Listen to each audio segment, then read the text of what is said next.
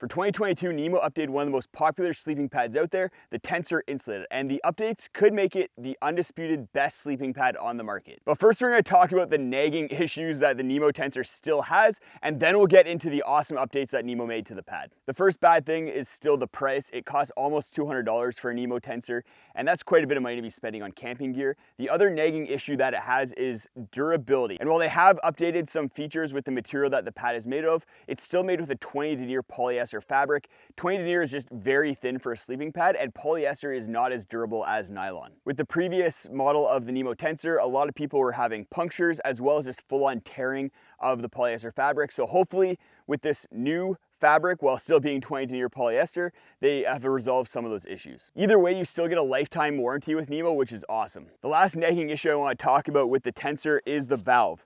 While the valve is a lot better than a lot of old school valves out there, there's a lot of new ones on the market that are just a little bit better than the Nemo Tensor.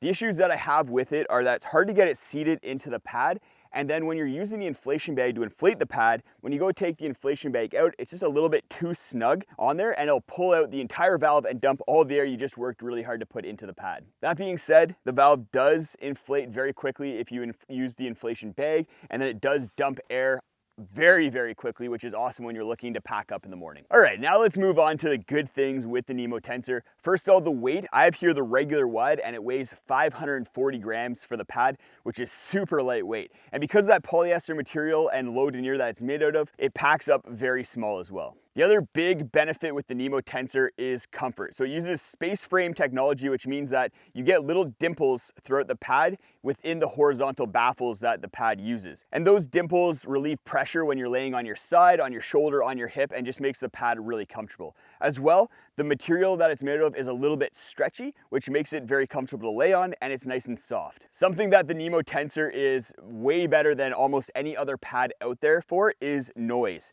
It doesn't squeak when you lay on it, and because the film that's used inside the pad for installation is suspended, you don't get any of that crinkly noise that you might get with a pad like the X-Lite. One of the new things with the pad has to do with sustainability. The material that the pad is made of is 100% Blue Sign approved recycled polyester. And then all of the packaging that comes with the pad is recycled and can be recycled as well. The other big update with this pad has to do with warmth. Nemo has managed to increase the R value for the Nemo Tensor in 2022 from 3.5 to 4.2, which puts it right in line with the Thermarest X-Lite. And the way they're doing that is pretty cool. They're still using 2 layers of thin metallized film to reflect heat back to you and prevent radiative heat loss.